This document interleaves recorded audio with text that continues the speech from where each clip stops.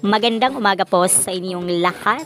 Narito po ang bagong balita kay Miss Universe Philippines 2023 Michelle Marquez Day, na kung saan ay ang lakas at palaban ang aurahan ng ating kandidata na si Miss Universe Philippines 2023 Michelle Marquez Day.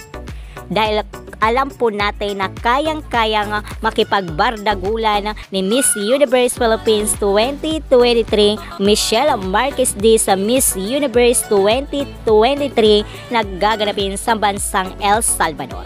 Dahil alam po natin na pagdating sa communication skills ang pag-uusapan ay kayang-kaya at nanlalamon po ito ng mikropono.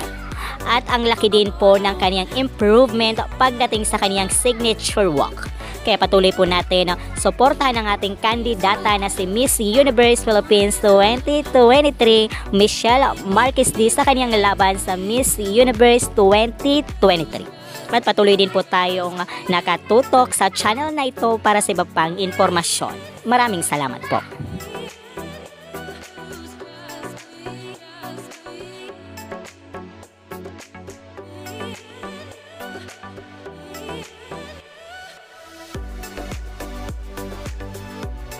Ano kaya ang masasabi mo rito? I-comment mo dyan sa comment box at huwag kalimutang mag-subscribe para always updated. Ako po ang inyong lingkod, Akiko Umali. Maraming salamat po.